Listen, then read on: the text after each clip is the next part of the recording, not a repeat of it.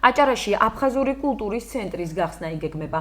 არასამთავრობო ორგანიზაცია ერთობა ხვალისთვის და ოკუპირებული აფხაზეთის საზოგადოების გავლენიანი წარმომადგენლის როლანდ აჟიბას ინიციატივით მოსამზადებელი შეხვედრა გაიმართა.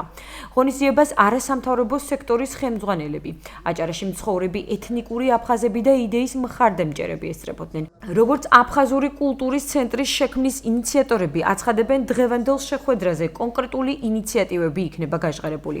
აფხაზური კულტურის ცენტრის მიზანი აფხაზური ენისა და კულტურის პოპულარიზაციაა. ასევე ქართველებსა და აფხაზებს შორის ნდობის აღდგენა და ერთობლივი სამშვიდობო ღონისძიებების ჩატარება იქნება. დღეს აქ შევიკრიბეთ აფხაზები, რათა აჭარაში გაიხსნას აფხაზური კულტურის ცენტრი. გამიხილავთ აქ საკითხებს, იმ რიგ საკითხებისა, თუ რა უნდა განახორციელოს შემდგომში აფხაზურმა ცენტრმა.